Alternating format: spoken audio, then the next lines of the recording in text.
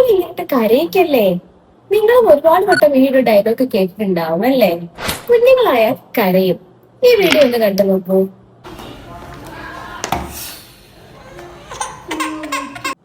അതെ, കുട്ടികളുടെ കരച്ചിലും നമ്മുടെ റിയാക്ഷനും തമ്മിൽ വളരെ അടുത്ത ബന്ധമുണ്ട്.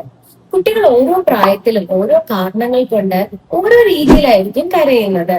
നല്ല രീതിയിൽ കുഞ്ഞുങ്ങളെ ഒബ്സർവ് ചെയ്യുന്ന പാരന്റ്സിന് അവരുടെ കരച്ചിലിന്റെ കാരണവും ആഴവും ഒക്കെ മനസ്സിലാക്കാനും സാധിക്കും. കുട്ടികൾ അപകടകരമായ രീതിയിൽ വാവിട്ട് കരയുകയാണെങ്കിൽ ഉടനെ തന്നെ നമ്മളെ ഓടിച്ചെന്ന് അവരെ സേഫ് ആക്കുകയും ആശ്വസിപ്പിക്കുകയും ചെയ്യണം. എന്നാൽ ചെറിയ ചെറിയ തട്ടൽ മുട്ടൽ വീഴ്ച ഇതിനൊക്കെയാണ് കുഞ്ഞ് കരയുന്നതെങ്കിൽ നമ്മൾ ഓടിച്ചെന്നവരെ ആശ്വസിപ്പിക്കാതെ ഇരിക്കുന്നതാണ് നല്ലത്. കാരണം ഇത് അവരെ കൂടുതൽ ഇമോഷണലി ഡിപ്പെൻഡന്റ് ആകുകയാണ് ചെയ്യുന്നത്.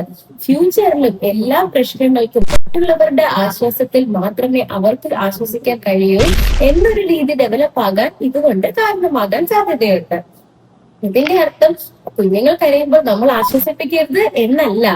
കുട്ടികളുടെ എല്ലാ പ്രശ്നങ്ങൾക്കും അവർക്ക് തന്നെ ഒരു പ്രോബ്ലം കണ്ടെത്താനുള്ള ഒരു സമയവും സ്വയം ഓക്കെ ആകുന്ന ഒരു സമയവും നമ്മൾ അവർക്ക് കൊടുക്കണം. എന്നാ എന്തൊരു പ്രശ്നം വന്നാലും നമ്മൾ കൂടെ ഉണ്ട് എന്നുള്ള ഒരു പ്രസൻസ് നമ്മൾ അവരെ ഫീൽ ചെയ്യിക്കുകയും ചെയ്യണം.